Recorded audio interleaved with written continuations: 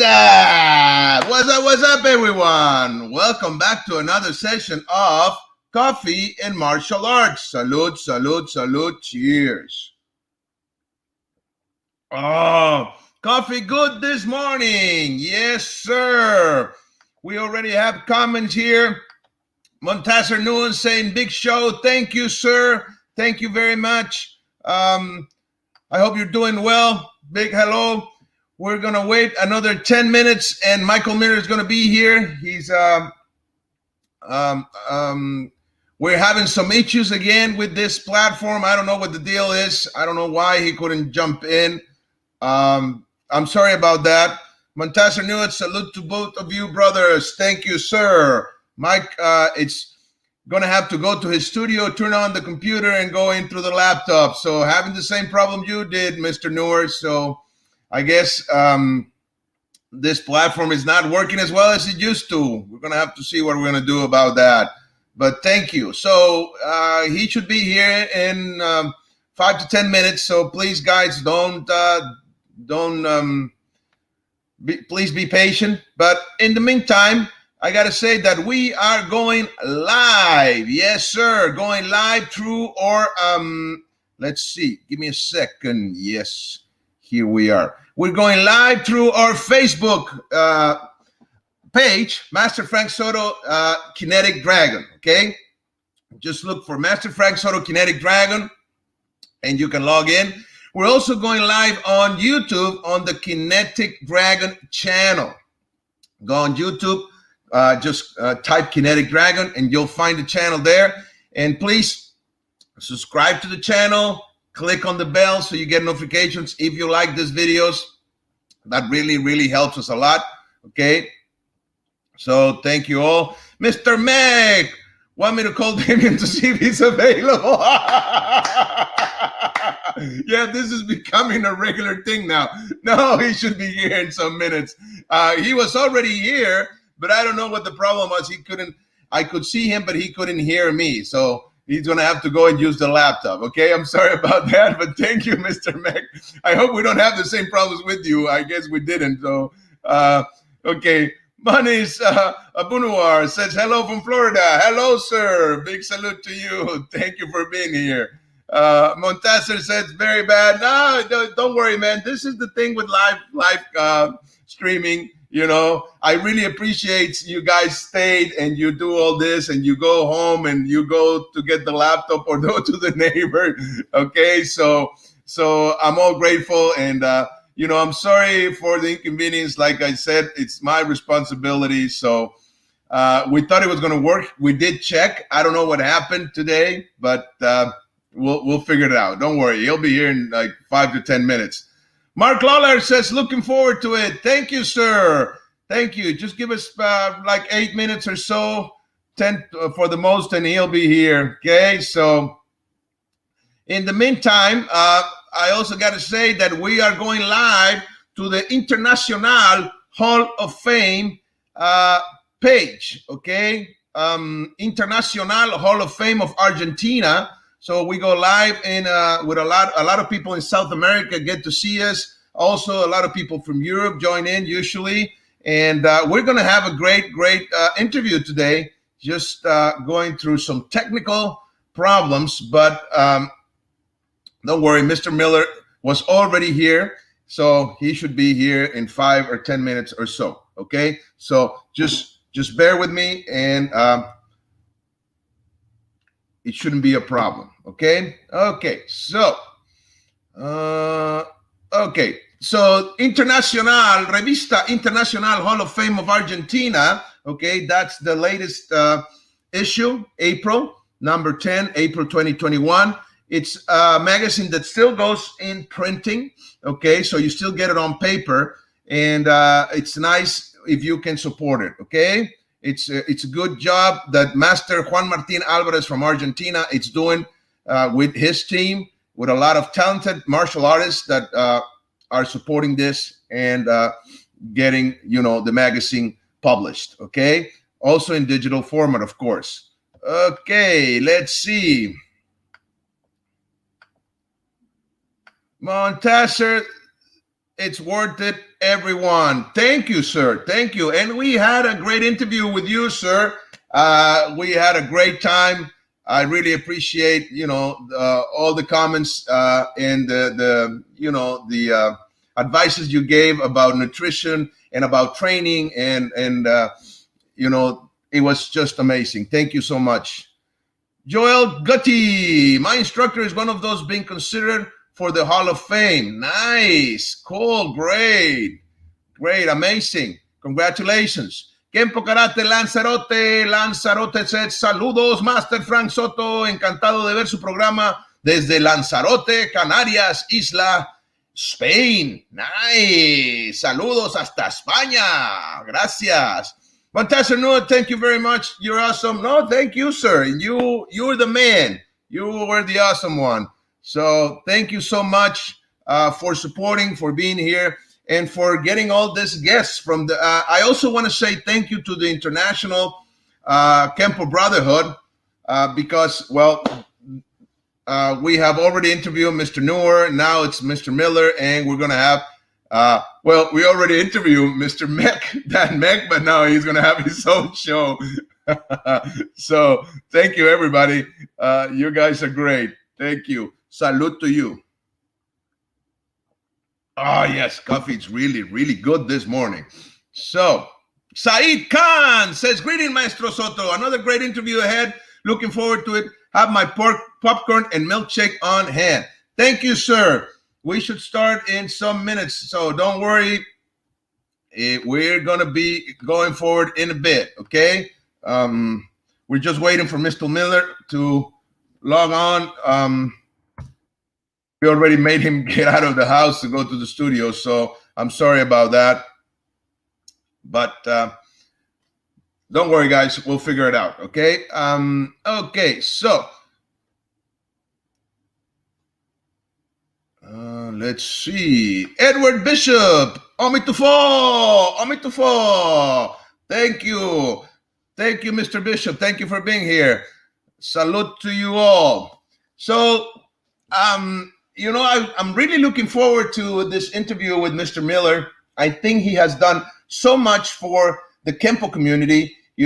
His books, Kenpo Legends, and let's see. Let me bring them up. Let's see if I can bring them up here because he has done a great job. Okay, hold on a second. Mr. Lerner, James Lerner says, evening, Frank. Hello. Jaime, how you doing, sir? Nice to see you here. Thank you. Okay. Let me show some of... okay, give me a second. Okay, so I think Mr. Miller has done so much for the Kenpo community. He had put so much work, and I think it was Mr. Noor that said that he doesn't get the recognition he deserves. So I hope we can change that a little bit today, showing him some appreciation and for everything that he has done. Rodolfo Kunzman, maestro. Saludos, Mr. Frank Soto y a mi hermano del arte, Michael Miller de Santiago de Chile. Thank you, sir. Saludos hasta Chile. Mr. Miller va a estar aquí en unos momentos más. So, Mr. Miller has done a lot. He's been, promoting, teaching Kenpo, and doing a lot for the art for many years. Okay, so he really, really deserves all the appreciation that we can show him. Mr. Schulte, Senior Master. Hello, sir. Hello, Michael. Hello, Frank. You got a good man to talk to. Yes, sir. We are just going through some. He's going to be here in like a couple of minutes or so. He had to run to his studio because he couldn't get in through the phone. I don't know what happened. Some problems with the platform here. Sorry about that. So let's see what we got here. I want to share some of the photos. Okay, so Mr. Miller has worked with, with big names in the. As far as ranking, he's still fifth. That's why. Well, rank shouldn't be a problem, right? I mean, it really doesn't mean much unless rank, for me, rank, it's important within an association. Within your association, then rank means something. Yes, definitely. But outside the association, I don't think rank has much meaning. I think it's the work you put into the art, what you do for your community, and so on and so forth. So Mr. Salty says, I cannot stay with you, but look at it later. Okay, sir. Thank you. Big salute to you. Thank you for being here. Thank you for saying hello. I will give him the message. Okay, so here's some article that was published a while back, okay, that we can look at right now. That's Mr. Miller with Grandmaster Dave Hebler, one of the, the Kenpo legends for sure. So those are very, very nice pictures right there. Okay, oops. That's probably the familia. Sorry about that. Okay, so those are very, very nice pictures. Let's see. Let me remove this so I can show just the Kenpo pictures. Okay. Sorry, I apologize for the pictures that are not supposed to be there. Okay, so saludos desde Santa Fe, Argentina. Sifu Ernesto Colbrenner, saludos, Sifu. Okay, we should have Mr. Miller in a bit. Probably open up a studio and getting ready, turning on the computer. It's going to take him a few more minutes. So now Mr. Miller, it's a part of the Kenpo Brotherhood. Okay, so we can see here they're doing a lot of work. They just did a live seminar last April. So you see, Sibora Chan right in the middle, and you see Mr. Miller next to Lorenzo Jimenez. And so you see a lot of talented martial artists are there. Okay, so we're probably going to talk about that a little bit. That's a very nice, a very solid group that they have there going on. So let's see. Let me share a little bit more. Okay. Those are more photos.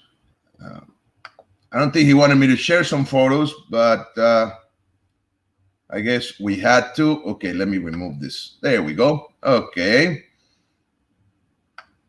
Okay, so here we have him, the man of the hour. Mr. Miller is here. Sorry about that, sir. Thank you. Hola. Can you hear me? Oh, no problem, my man. We got her figured out. Okay, I'm very sorry about that. I don't know what happened. I was listening to you. I could see you, and then I couldn't. Yeah, I mean, it came up. That's a problem with this, live streaming. Sometimes that happens. But thank you for being here, sir. Okay, so you're welcome. You got it, man.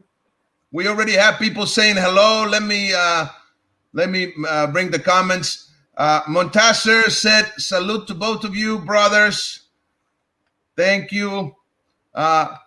Dan Mack was making fun of me. Right. Want me to call Damien to see if he's available because you couldn't come in. Okay. Let's see. Manish Abonawar said hello from Florida. Hello. Mark Lawler says looking forward to it. Okay. Let's see. Yeah. Saeed Khan says, greetings, Maestro Soto. Another great interview ahead. Looking forward to it. I have my popcorn and milkshake on hand. Okay. Let's see. Nice. James Lenner says, good evening. Rodolfo Kunzman from Chile says, salute to my brother in the art, Michael Miller from Santiago de Chile. Okay, Mr. Schulte came in a little bit ago, a couple of minutes ago. He said, hello, Michael. Hello, Frank. You got a good man to talk to. And then he said, I cannot stay with you, but look at it later. Oh, nice. Okay, let's see. Who else do we got here? Cool. Carlos Villarroel. Buena tarde, Big Master. Salute from Brazil, Manaus. God bless you. Salute to your to your guest, to your master guest. Thank you. Liam Brady says, hi, lads from Ireland. Love the show. Nice. Okay, a big name here, Mr. Bleeker. Nice. Senior Master Tom Bleeker. Glad that Michael finally made it. He's one of my closest friends in Kenpo. Wow. It's an honor. Wow. Thank you, brother. Appreciate it, Mr. Bleeker. Okay, well, thank you for being here, sir. Usually when I get somebody new on the show, I always ask the same first question. More than a question is, could you give us like a brief, introduction of who you are, what's your martial arts background, how did you start and got to the point where you're at now, please, so people get to know you a little bit more? Okay, sure. Now you can see me okay, hear me okay? Yes, sir. We can. Perfectly. Everything good? Okay, good. Yeah. All right. So I'll give you the Reader's Digest version because it's quite the story. But I originally started in an offshoot of American Kenpo, and it was through the JT Will lineage, which basically JT Will was under the Tracy's originally, and then he moved into converted over to Mr. Parker's system later on. And I originally trained under one of his black belts. And then fast forward a little bit, I was a 3rd degree black belt. I got my 3rd degree black belt in 1999. And then I went to college. And when I was in college, I wasn't training anymore. So I decided to start teaching a little bit. I wanted to see if there was anybody who was interested in learning a martial art. And my motive behind teaching was just so I could stay active and not like lose anything, because I didn't have an instructor anymore. And I was only, let me think, I was 19 years old. So at the time. So I was a young 19-year-old 3rd degree black belt who thought I knew stuff when in reality I really didn't know much, to be honest with you. Back then I didn't know that, but now I do realize that. And so then I was reading Black Belt magazine every issue for several years, and back then I always saw those videos of Panther production videos that Larry Tatum had. He was always marketing those in there. Right. So I decided, well, I'm going to invest in some of back then it was VHS tapes. So I said, I'm going to invest in these tapes. I didn't know who Larry was at the time. But I was like, I kind of learned through black belt about Mr. Parker and learned about Larry. And I watched some of his videos, and I was like, I want to convert into the American Kenpo system, because that looks more like what would work best for me. Right. And so I actually contacted Larry Tatum. I emailed him, and he basically became my mentor for 7 years, distantly. We would email, we would talk to each other on the phone. I never trained with him on the floor, but he became like that catalyst that kind of transitioned me from the old system I was learning of Kenpo to American Kenpo. Nice. And then I read Joe Hyams and Tom Bleeker's book, the original Journey. I read that, and that's when I familiarized myself with some of the powerhouses of Kenpo in the American Kenpo system. So I decided I was at a point in my life where I needed an instructor. I mean, I can't, I was training on my own, and I was a boxer, and I had wrestled my whole life.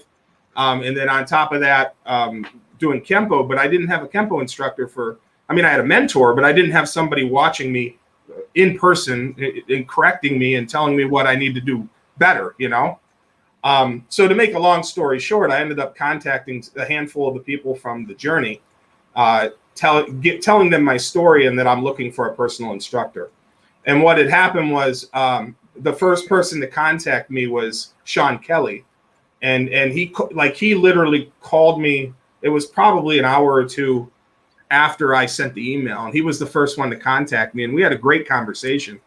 Nice. And after that conversation, he told me that he would, if I was willing, he would take me on as a personal student. And so to make another long story short, I ended up accepting his invitation, and I became a student under Mr. Kelly, and I was under him for 12 years. And that's where that's where my real Kenpo journey started, to be honest with you. Beautiful. That was back in June of 2006. And that's where my real American Kenpo journey started, because I actually had an instructor to guide me properly. And I went through, under Mr. Kelly, I also was training under Mr. Pick and Mr. Schulte and Mr. Hebler. And then I took many seminars under several other people. But the four people I consider the people that I've learned the most from in the American Kenpo system would be, Sean Kelly, Mike Pick, Reiner Schulte, and Dave Hebler. All four. I've learned so much from all four of those guys. Nice. And then Mr. Kelly and I decided to just move in separate directions. This was in 2018. We just decided we're going to move in different directions. No animosity or anything. We just moved in a different direction. And I was without an instructor for a couple years because I just, I was like, I need to kind of reevaluate where I want to be and what I want to do. And I'm not into rank. I don't really care about that, to be honest. That's not really my thing, and everybody knows that who knows me. So for me, I want knowledge and skill, and I know that I can become much more knowledgeable, and I know I can become much more skilled at my physical skills. And the belt doesn't mean crap when it comes to that, in my opinion. Now, I do realize a lot of people value their belts, and you should value your rank. I understand that. And I'm proud of, the rank that I have. But for me, I don't really care. The last time I was promoted was February 2012. I mean, I've been a fifth for over 9 years. Wow. And it doesn't bother me, that it's by choice. But anyway, so in 2018, when Mr. Kelly and I went our own ways, I ended up becoming an instructor for the International Brotherhood of Kenpo. Sabora Chan and Dan Meck both asked me if I would come on board with them, which I was honored to do. And so I've been with them since 2018, officially since 2018. And then not long ago, I was like, I'm ready to have a personal instructor again. And because I'm good friends with Dave Hebler, I called him up and I asked him if he would take me on as a personal student, which he was glad to do. So that's where I'm at now. I'm under Dave Hebler, under the Pro Hebler Fighting Systems, and I'm a part of the International Brotherhood of Kenpo. So that's basically the Reader's Digest version of my life. Amazing. Well, you've been around some heavy players. That's cool. You also, I know that you have written several. No, please.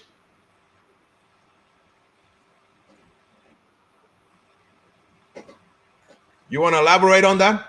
You were going to say something, please. What's that? I'm sorry, I didn't hear you. No, you were going to say something. I didn't hear you, Frank. What'd you say? I said you were going to say something. Please do so. Oh no, you just mentioned I was around a lot of heavy hitters. What I was going to say is, anybody in Kenpo that gets out of their own dojo and travels, it has the same opportunity. I mean, you got to get out behind your own four walls and go seek knowledge, and that's all I did. And like I said, Mr. Kelly's the one that opened the doors for me for that, because before I got under him, I didn't travel. And when I got under him in 2006, I traveled all the time. So I can credit him for opening those doors for me. And so, yeah, I mean, most people that I know that are serious Kenpoists have trained with heavy hitters. Amazing. You also have been writing books about, different Kenpo books. Can you talk about that? Yes. Sure. Yeah. Well, I went. My college degree, my bachelor's degree, is in writing, and I had a minor in sociology. And I started writing professionally in 2004. I graduated college in April 2002, and I started my writing through as a freelancer for Black Belt Magazine and for Inside Kung Fu Magazine. I had 7 throughout a 4-year span, 2004 to 2008. I had 7 Inside Kung Fu articles published, and then I had 2 Black Belt articles published. black belt's a lot more difficult to get into than inside kung fu was. So I had 9 articles altogether, and at that point, I kind of felt like I was ready to venture onto books. Although I had never written a book before, even though I have a degree, it's a different deal. Writing an article is simple. I mean, it's short, it's simple, straight to the point. When you write a book, there's a lot more that goes into it. And so I started off with Reiner Schulte's biography. That was my first book. And then my second book was, it was the same. We started a Legends of Kenpo biography series. Unfortunately, there's only 2 of them. I kind of gave up on that after a while, but I started with Reiner Schulte, then I went to Sean Kelly. And so those were my first 2 books. And then my third book was just a collection of articles I'd written throughout the years. It's called Martial Intellect. And then the fourth book was the one I'm probably most known for, which is Kenpo Perspectives. And that one's 490 pages. I interviewed 15 people, 15 of some of the top grandmasters and masters of Kenpo, and I asked them all the same 33 questions, because my concept behind that was, if you ask 10 seniors the same question, you're probably going to get 10 different answers. And that's the way it is with life. And that's what I like about Kenpo, is that there is no one way. It's like music. There is no one way. There is no one genre of music. And even if there were one genre of music, there's no one way in that particular genre. Okay. So for me, and it's like art, there's no one way to paint, So anyway, that was the concept. 33 questions, 15 different people answered all 33 questions, and they are all in that book, 490 pages. And then I was lucky enough to co-author The Elvis Experience with Dave Hebler. This was before I was under him as a personal student, but he asked me to write his book for him. And that turned out great, as far as we've had a lot of positive feedback with The Elvis Experience. And then lastly, I was lucky enough that Tom Bleecker asked me to co-author his autobiography, which is Journeying Beyond the Mountaintop. And Tom and I worked extremely hard. He worked harder than me, but we worked extremely hard on that book, and it turned out super. I mean, he's got a great story. So if you haven't read that book, you guys out there, Journeying Beyond the Mountaintop, you can get it. You can get all my books on Amazon, but you can get that one on Amazon, or if you want an inscribed copy, which is personalized by Mr. Bleecker himself, then you can contact him on Facebook, and he'll let you know how to do that. And now I'm working on other books, of course, but those are the 6 that I've written. Which is the last one is The Journey. What's the last book? The last one is Journeying.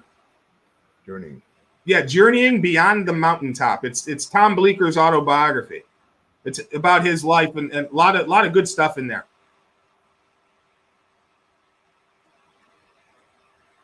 I'm looking for a. He talks about his early childhood and everything, obviously, and then he had a great screenwriting career. He wrote screenplays for William Shatner. He wrote for the director, the famous director Blake Edwards.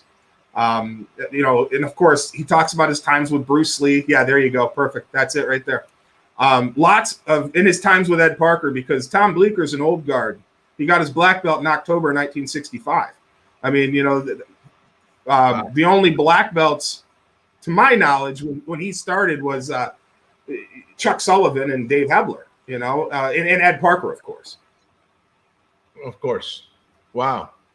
Well, yeah, he's been around for quite some time. He's definitely one of our well-known seniors. So we got some comments. Let me share some of the comments here. We had a lot of people. I have a lot of people saying hello. Frank Bigoriux, big and blessed hug. Frank, Mr. Miller is such a nice guy.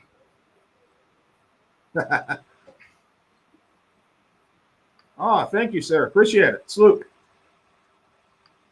Chris Lillian says, hello from Denmark. I am a proud member of the Brotherhood and seen Mr. Miller many times and enjoyed it every time.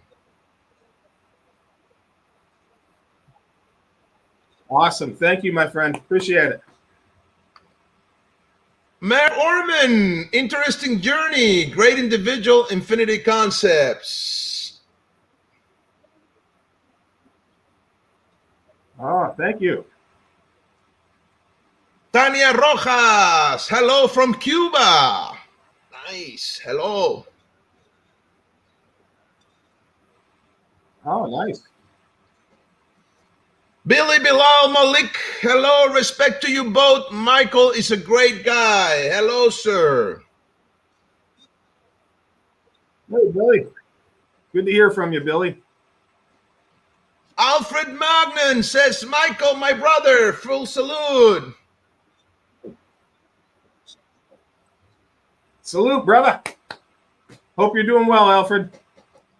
Scott Gonzalez says, greetings, gentlemen. On point with comparison of music and Kenpo. Awesome. So you own a dojo, right? Can you talk about your experiences in owning a dojo and teaching? Yeah, sure, absolutely. Yeah, I started teaching in 1998. I was actually a second degree black belt, and that was what we were talking about when I was in college. Right. So I didn't have a dojo at that time. I didn't officially open my commercial studio until April of 2005. Okay. And I've been in the same location ever since. So what's that like? Well, it was what? That would have been 16 years? what, 2015, 21 years, or no, 16 years? 16 years, sorry. I'm not a mathematician, that's for sure. So 16 years, I've been in the same location full-time as a commercial karate school. And just like anything, it has its ups and downs, you know. And of course, with the pandemic, it just killed everything, man. I mean, I lost 40 students in the first month of the pandemic. So it was rough, but you just pick yourself up, you keep moving, and the people that really are loyal and want to continue, they'll continue, and you just keep doing what you got to do. But I will say it's, you know, I've had a lot of great times running a school, and I've seen a lot of great students, you know, and a lot of great people that have come in. I've trained a lot of great people. And so for me, I mean, it's anybody who runs a karate school or who has ran a karate school before understands, you know, what's involved, and it has its ups and downs, but I do enjoy doing it for sure.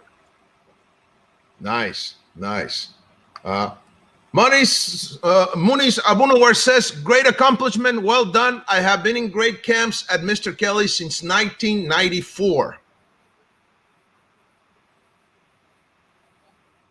Yep. Awesome. Mr. Bleeker says, Michael, please talk about your training under the great Joe Louis. Please. Yeah. Oh, yeah. I mean, I met Joe Louis. It was February 2007 when I met him. So I mean, it was later on. You know, it wasn't like in the 90s or anything, or 80s. But I met him in 2007 at one of Mr. Kelly's camps, and then I took my first lesson under him. And then it was a year later, I became a direct student. I joined his organization, became a direct student under him. And for the last 4 years of his life, I was a direct student under him. I learned quite a bit, you know, being a former boxer, and I trained a lot with Bill Wallace as well. But and I love both guys, and they're both amazing. But for me, you know how we have tailoring in Kenpo, and for me, Joe Louis's stuff fit me better than Bill Wallace's stuff. I'm not a heavy kicker. I mean, I can kick okay, you know, but I have seen some guys with no legs that kick better than me, but that's a different story. But it's one of those deals where I can kick okay, but I'm more of a puncher. I'm more of an upper body guy. And more of a boxer. And Joe Louis, although Joe had that great sidekick, Joe Louis, he focused a lot on more of the punching and the head movement and the foot movement, and, you know, head rhythm, body rhythm, foot rhythm, head movement, body movement, foot movement, all that stuff. The same stuff that I like to teach.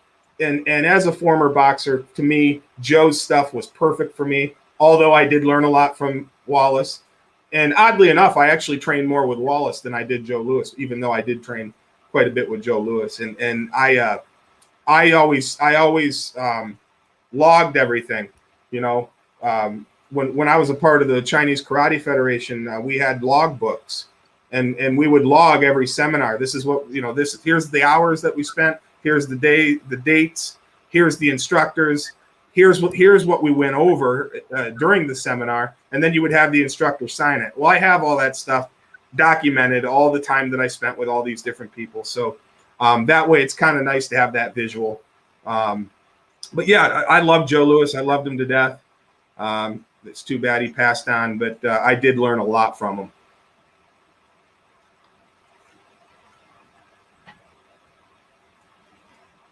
Who's that handsome lad right there?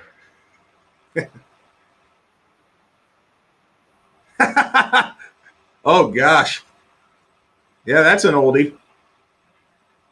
That was the first video I put out, and that was in 2006. It's still on YouTube, but that was, you know, that was the old Michael Miller, that's for sure. I've made many tweaks to my Kenpo since then. You know, right there, I look like a hummingbird. So I hope, you know, good thing I didn't get into a fight back then.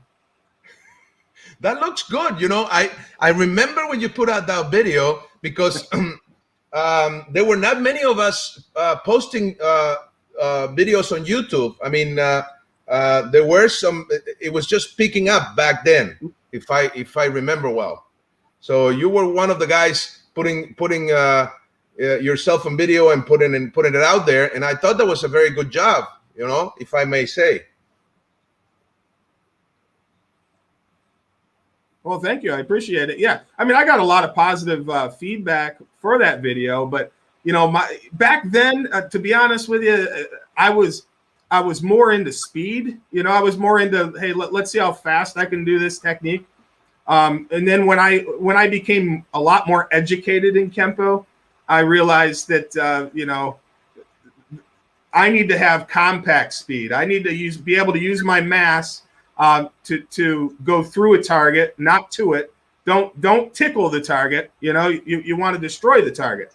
And I learned to have more compact speed, where you only go as fast as you need to go, and you go from point A to point B, and then you go from point B to point C, and so on and so forth, instead of going from A to D as fast as you possibly can. And I learned how to use my mass better, and how to root myself better, versus tap dancing. You know what I mean? I mean, nothing against that. Everybody, the thing with Kenpo is, as you know, we all have our own individual style of the system of Kenpo. You know, and for me back then, my style was, let me see how fast I can look. I don't know why, but that was just way back then. That's the way I was, and then I totally transformed myself to only using enough speed to get the job done. You know what I'm saying? I mean, what's most important is you got to it's targeting. You got to have accuracy. If you can't hit the target, it doesn't matter how fast you are, and it doesn't matter how powerful you are. You have to be able to hit the target. So you have to have that accuracy. And when we say target, you want to hit the bullseye. You know, you're aiming for the bullseye of the target. You're not, you know, it's not good enough to just hit a target. You know. And so you want to hit that bullseye if you can, and that way, if you're a little off, you'll still hit the target. But so for me, accuracy is extremely important, and you also have to have timing, which means knowing exactly when to squeeze that trigger. You know, so I have to have the accuracy, I have to have the timing to know exactly when to squeeze the trigger, and then you know, and I have to be a master of range, master of distance, so I know exactly what tool to use at the right time. And it's like speed and power are the least of importance when you put the whole equation together. Even though, yeah, you want to be fast to an extent, you want to be powerful. But you know, it's one of those things that Mr. Pick used to say it all the time, and I know it's not his quote, but he used to say it all the time, that you know, slow is smooth, smooth is fast, and speed is a resultant of accuracy. So you want to be slow and to become smooth. Smooth creates speed, right? It makes you fast, but true speed is a resultant of accuracy. I mean, I don't care how fast you are. I don't care how good you look, by the way. You got all these Kenpo guys trying to look cool, and they do too many fancy things after they do the technique. They flick the hair, they rub their nipples, they do all this stuff after they do the technique. And it's like, what are you doing? It's not about looking cool, although that's good for, in my opinion, that's good for demonstrations. Of course, you do want to get a little bit flashy for demos, but for me, it's not about, hey, look at me. For me, this is just my journey. I don't care what anybody, you do your journey. But for me, it's not about, hey, look at me and look at how many times I can flap my butt cheeks. Like, nobody cares. Just go out there and do what you got to do, and Well, call it good. But I'd rather be accurate myself. right. Right. Well, some of us can help it. Some of us always look good. Yeah, that's true. Okay. Well, that was actually, I look better after I'm punched in the face a few times. There you go. Actually, I really, one of the things that I like about that video, and I know it was so long ago, like 14 years ago, but you had that intensity, and you can see a passionate Kenpoist sharing the art. And I thought that was actually quite good,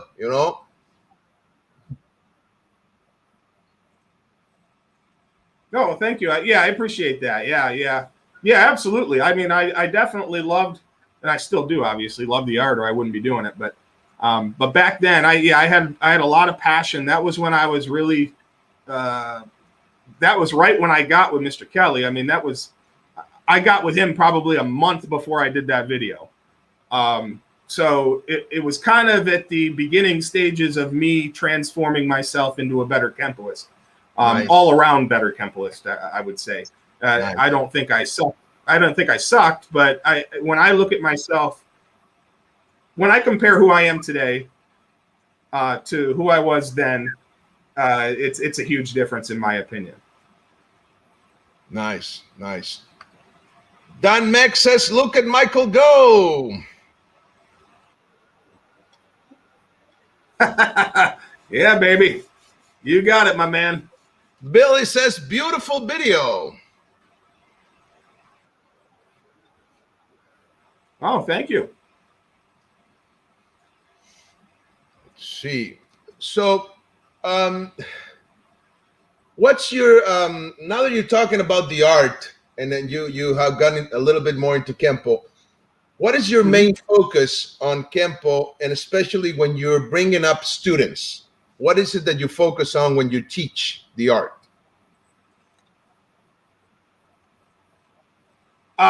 Okay, so there's a few things, but number one is basics, man. Basics, fundamentals, real simple stuff that most Kenpoists tend to not do well, I hate to say. And I don't mean everybody. I mean, obviously there's a lot who do. But I've found that, simple stuff like bend your knees, have an erect carriage, and, have your toes pointing in the proper direction. And here's a good one: tie your belt correctly. Stuff like that.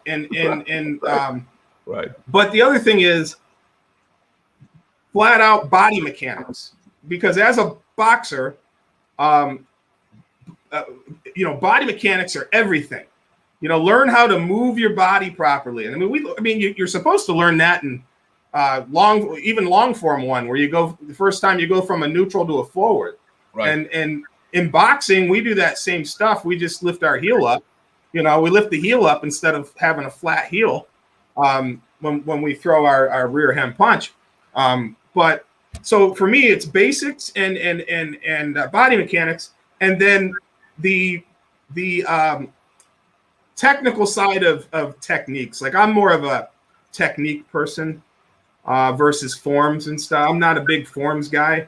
I mean, I can do them, I can teach them, and I think I do them pretty well. It's just not my thing. I prefer the self-defense aspect, and I like to do, and I don't mean ideal phase and sticking with the ideal phase. I mean breaking the techniques down, grafting, throwing in joint locks, joint manipulations, throwing in some takedowns, things like that, and just understanding how to dominate the body. Learning how to attack the skeletal system. You want to attack the skeletal system because that's what holds the body together. And so I am heavily into attacking the skeletal system, going through the target instead of to the target, learning how to dominate the body, working the pivot points of the body, which primarily are your hips, your shoulders, and of course your head. You control the head, you control the body. Pretty simple stuff. It's and that's kind of what I focus on. Again, I'm not a big forms guy. I don't do them for fun. I'm not one of those. Hey, I'm going to go out there and do short form 3 and have a blast. Now I do them, but I'd rather work on techniques, or I'd rather hit the heavy bag, or hit the focus mitts. I love all the mitt training and stuff. Sparring's fine. I don't spar that much anymore, but sparring's good. But that's pretty much what I focus on. Nice. We have a couple more comments. Senior Master Dorin Di Rienzo says, "Hi, Michael." Hi, Doreen. Thanks for listening in. Mr. David Gigliotti says, "Looking great, my friend. Great video." Oh, thank you, brother. Good to hear from you. Muniz Abunawar says, "Videos were the way to show the basic Kenpo when you show it at fast speed."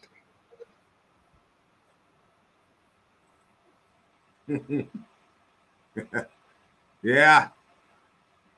Kim Dahl says, who is that skinny guy? We want to see Mr. Miller do the forms. All the best from Denmark.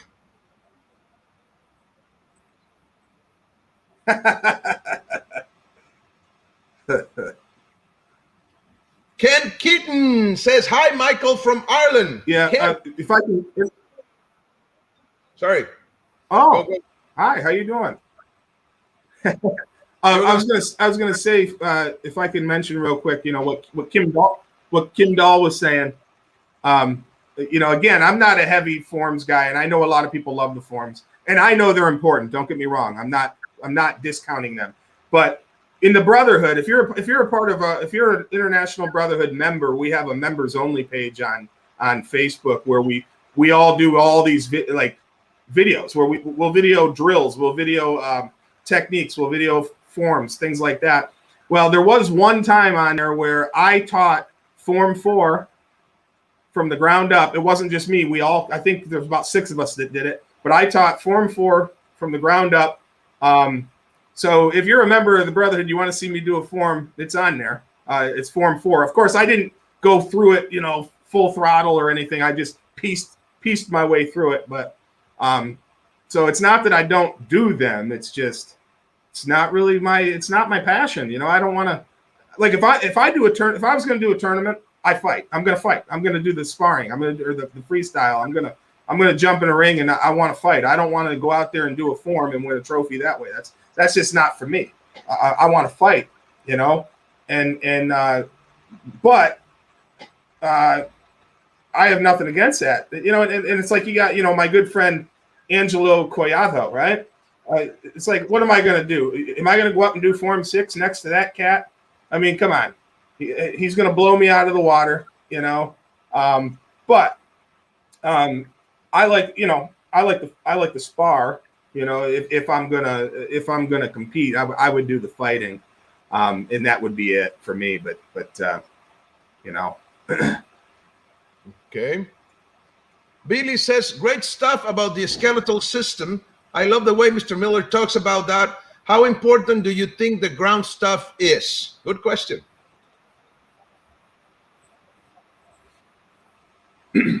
Hi, Billy. Well, that's a subjective. It's subjective. Yeah, you got grapplers that say ground stuff is everything. You got strikers that say I never wanted to go to the ground. You've got the situations where people are smart enough to know that you should have a bit of both.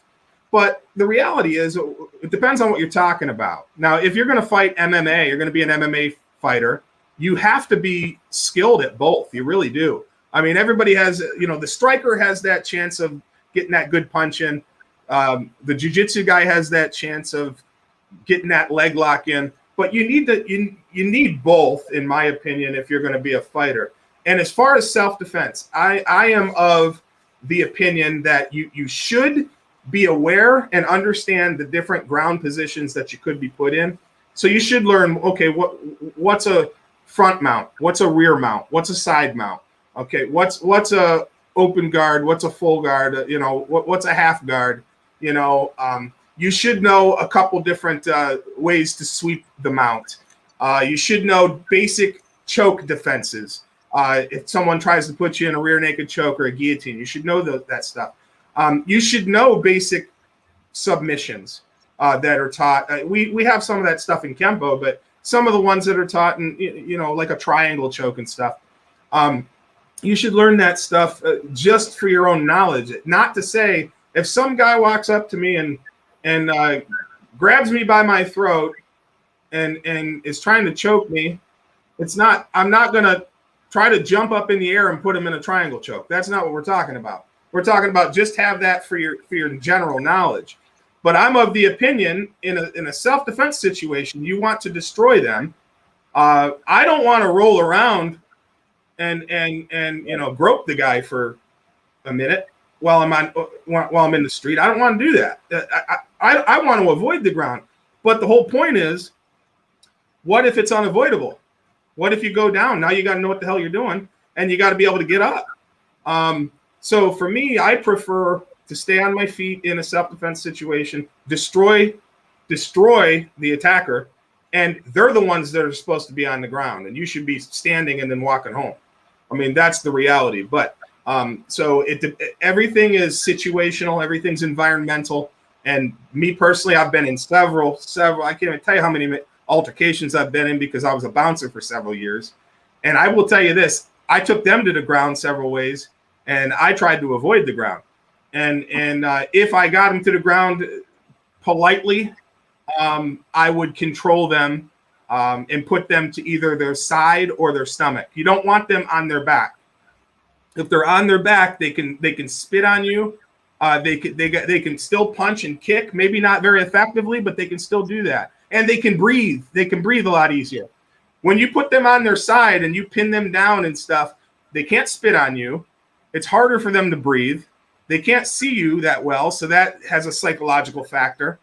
And they can't hit you effectively. Right. Or if you put them on their stomach, same thing. Hard to breathe, hard to move, things like that. So hopefully that gives you at least a little idea, Billy, about your question. I am the firm believer of you should have a general idea of basic striking and of basic grappling. But that doesn't mean that you're going to favor one over the other for a particular deal. Right. Great. Kim Dahl says, I believe in you, Mr. Miller. You can beat Mr. Angelo Colado.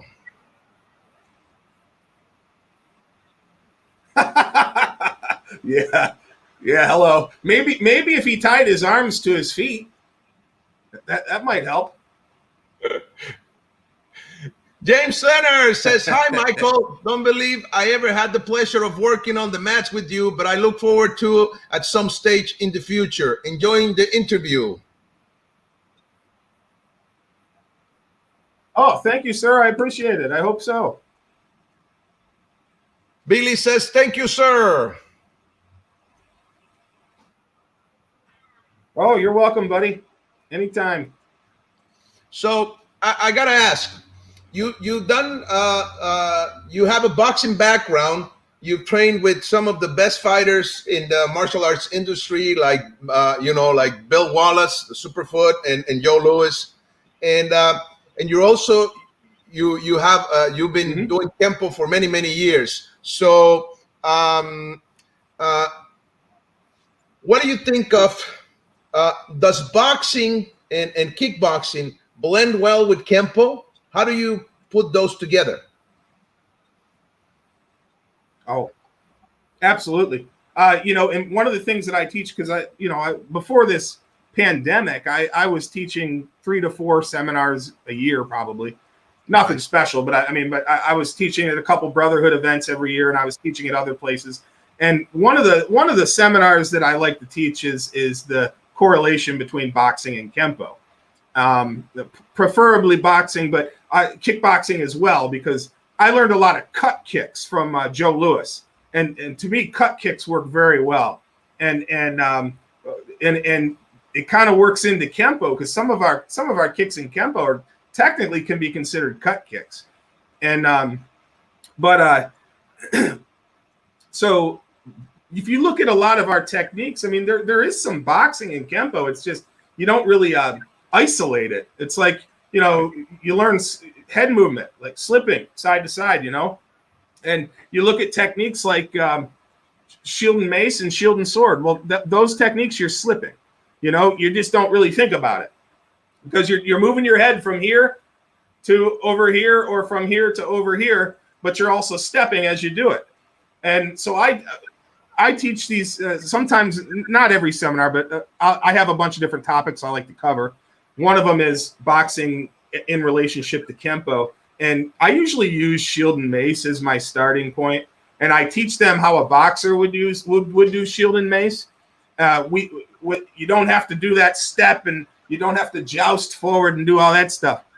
What I teach is you do an uppercut, boom. So you slip off and you uppercut them into it could be the kidney, it could be the ribs from behind. And then I like to go over to the top, and it's kind of hard. I'm in my office here, but my dojo office, but when you do the double parries, that's the version I like to do. And you go to here and then you drop down and you come around and you do all this stuff, right? Mm-hmm. I teach it. You slip off and you come back with an uppercut to again, kidney, or it could be ribs from behind, instead of that straight punch. And then I teach to go right up over the top with a cross. So instead of hammer down, boom, and then come up, I teach it to be you slip off and you go bam, boom, right up over the top, and then you can come up with a hook, a hook the other way. So it's basically just a boxing version of doing that, and then you can do that with a lot of techniques, and so. But to answer your question, I think boxing and kickboxing blend extremely well to Kenpo. Nice. They really do. Nice. Mr. Rainer Schulte, hello, Mike. Good to see you. Good to see you, Ray. He says, not just Kenpo, but boxing and music. Yep.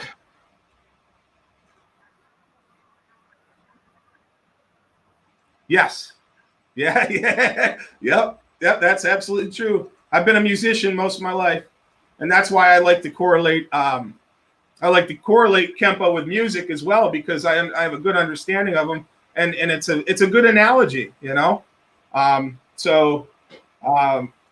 works. I like to think that everything for me has been a catalyst for Kenpo. I'm a writer. Well, there's some correlations from writing to Kenpo if you look at it deeply.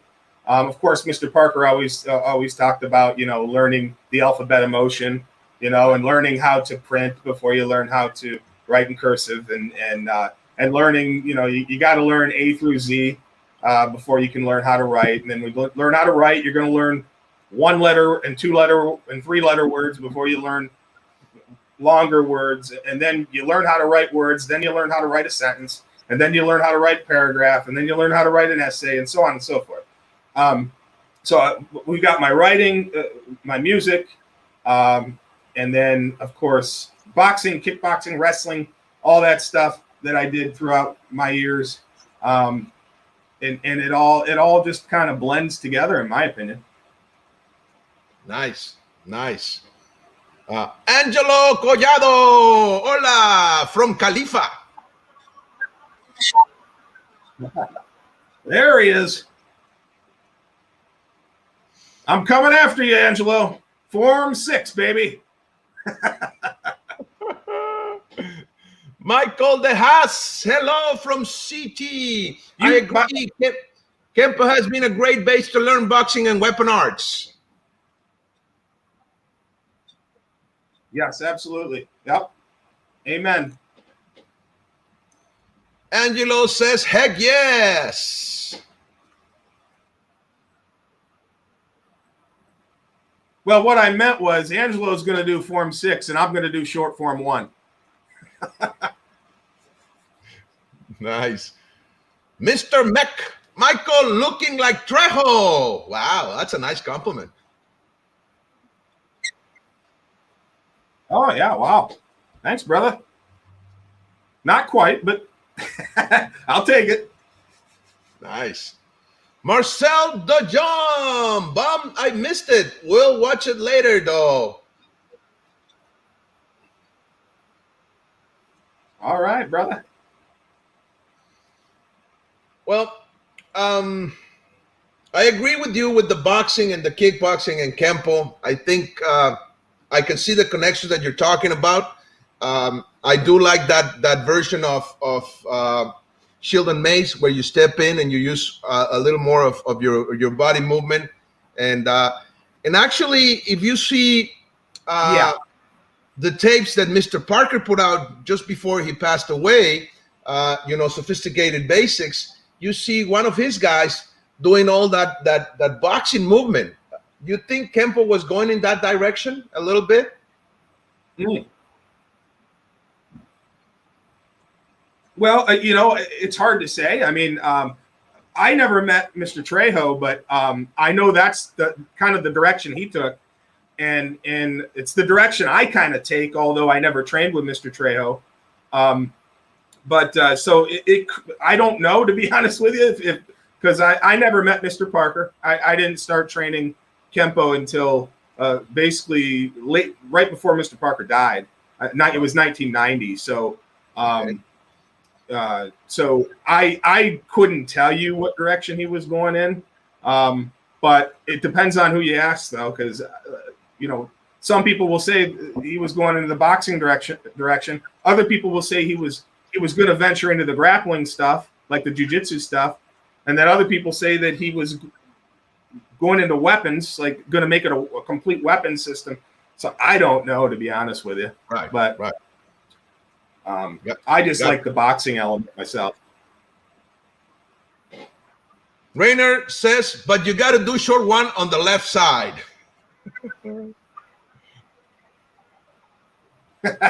That's no problem. That's simple. I think I can handle that. I'll even do that while eating a bagel. How's that? Oh, that's good. That's good. Chris says, another great show. Thanks to the both of you. Oh, thank you.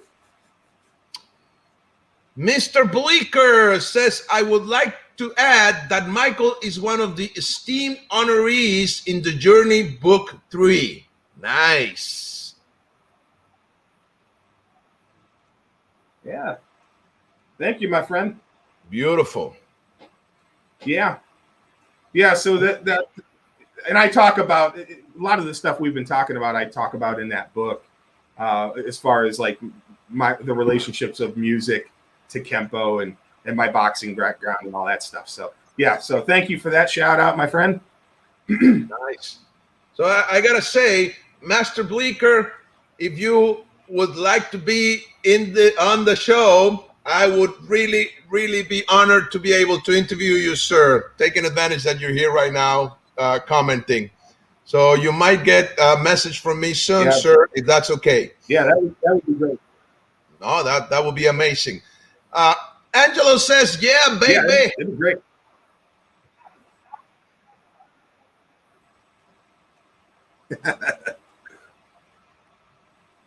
Douglas Ferraz says, salute from Brazil.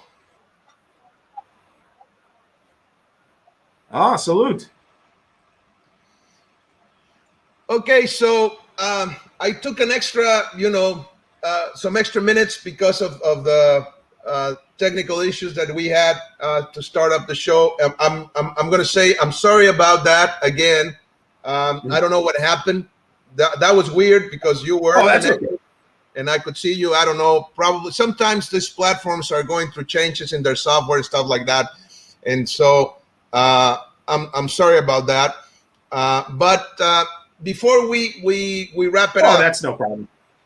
Before we wrap it up, I would like to ask: do you have anything you want to add or to say to all the viewers? Any comments or anything that you would like to share, please? Well, I just want to thank everybody for who took the time out to listen to the interview, and hopefully you got something from it. And I'm always, anybody who's ever has any personal questions for me, you feel free to message me on Facebook. I'm always open to answer any questions that anybody has. If you're not friends with me on Facebook, you can add me. I'm just under Michael Miller, real simple. And then you could also email me at Millhouse, which is MILLHOUSE 23 @hotmail.com if you have any questions. But I appreciate everybody. I like people who ask questions, and I just appreciate everybody, and thank you all that commented, and keep rocking. That's your Facebook page. That's okay to share it so people can find you. Yeah. That's it. Yep, absolutely. Yeah, no problem. Yep. Okay, great. Okay. Dan Meck says, I vote for Tom Bleeker too. Yes, sir. Yes. Thank you. I agree. Yep, I agree. He'd be great. Mark Lawler says, Mike, I love you as a blonde.